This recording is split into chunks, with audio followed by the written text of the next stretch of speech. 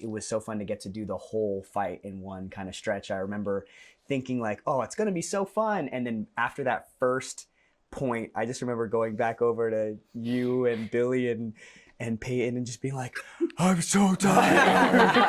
And they were like, you have 5 more seconds and then you have to go back in. And I was like, okay, I can do it.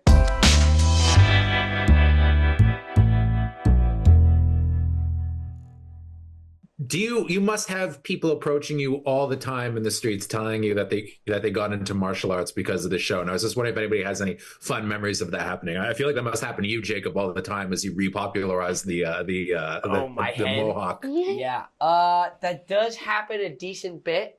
I luckily have not had any little kids try to punch me yet. Oh, really? I'm severely out of shape, and I don't know if I'd be quick enough to dodge. But it is always cool to hear when kids watch the show and they get into karate because of that. My favorite is always the people coming up saying I started martial arts because of the show, and Hawk is my favorite. And I go, that's great. Do you want me to try to call him? They go, really? And I go, I'll try. He probably won't answer though. Do any of you? I know that I spoke to you in another interview, and you mentioned that you do martial arts like regularly on your own. And I was wondering, do all you keep up with your training? Because wow, I mean, the fights got so impressive, especially in the last couple seasons. It got crazy, and I was just wondering if you guys could talk a little bit about what it must be like watching yourself in older episodes compared to like how incredibly proficient you guys have gotten towards the end. I literally have to fast forward through any fighting of mine. I cringe so bad. It's like it's like, when people say like hearing your voice back on a voicemail and you're like, I really sound like that? Sure. Like I literally I watch it and I'm like, oh man, but the annoying thing is I can think back and be like, they told me to punch higher and I said I was punching higher, but I clearly did not. And anyway, I rag on myself constantly with that stuff. Yeah, the first couple seasons is pretty rough. Back then I was like, wow, I'm doing a really good job. And I look back and I go, wow, I'm doing a really awful job. We've all come really far though, and I think it is cool to go back and look at it in comparison to where we're at now, where it's like, if somebody had shown me my choreo that I needed to do in season 6 in season 1 and was like, here's what you'll be up to in a couple of years, I would have been like, no. I hope you have a really good stunt double. And I do have a great stunt double. But she also helped to train me to be able to do most of it on my own, which is fantastic. Yeah. Oh, nice. And Xolo, I have to ask you, what was it like filming your last big fight? Because that was one of the most intense fights I've seen on the show so far. And I was just wondering, how long did that take? And wow, it looked pretty bruising. It was so fun. I mean, we got to Peyton and Tanner really set the stage, like with some of their prelims and Tanner's final fight with Axel. So it really put into perspective, like, holy shit, we got some work to do. And I think both of us, like, Tanner had 24, 48 hours to learn the whole fight. And I think I had maybe an extra 24 to learn my bit. And it was Matt, bro. Matt came in clutch. That's Patrick's stunt double. Patrick. And Patrick came in clutch. Axel's stunt double and clutch. Patrick both came in clutch because it is, for people who have spent 7 years on and off doing karate, it's hard to achieve what we did. But Patrick... They threw so much at him. Hadn't done stunts before. So it was a true test of like all of our practices in one. And it was so fun. We were so beat, but it was so fun to get to do the whole fight in one kind of stretch. I remember thinking like, oh, it's going to be so fun. And then after that first point, I just remember going back over to you and Billy and Peyton and just being like, I'm so tired.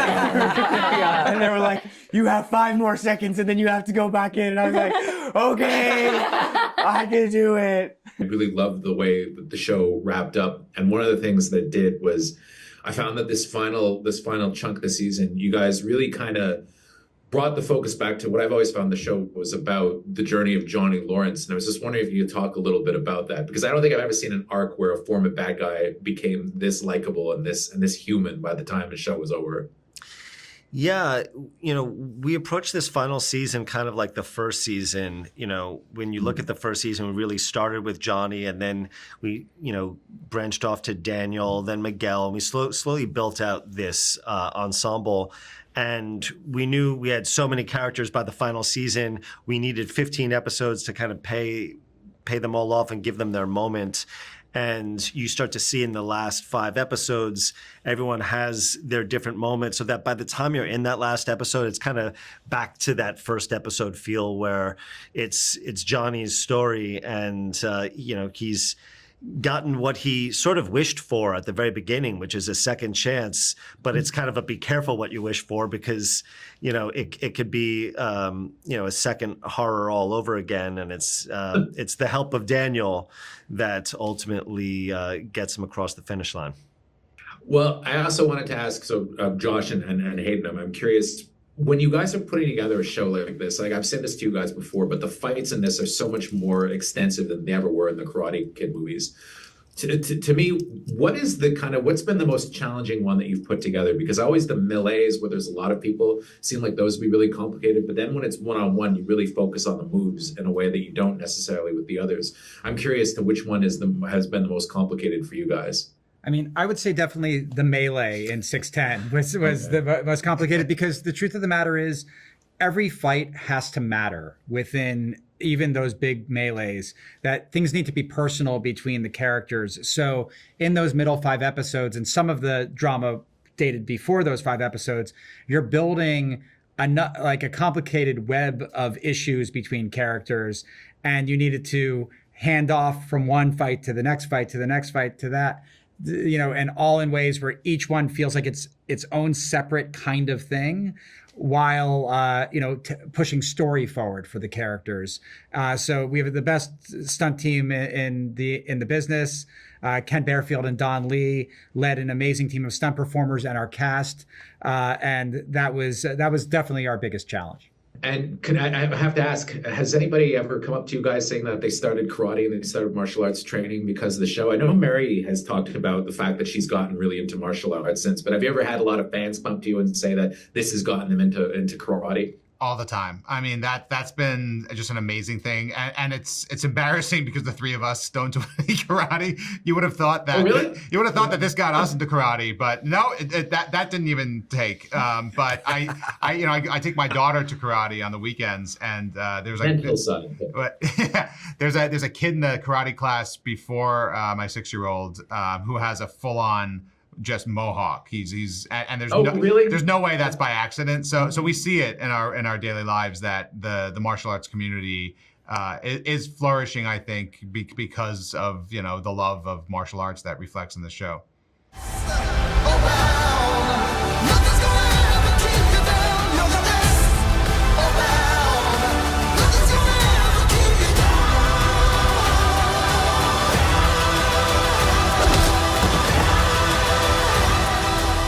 Thank you for clicking on our video, everybody. If you like what you saw here, please make sure you like the video and subscribe and share with your friends who like this sort of content. JoBlo was created by movie fans for movie fans, and we appreciate your support.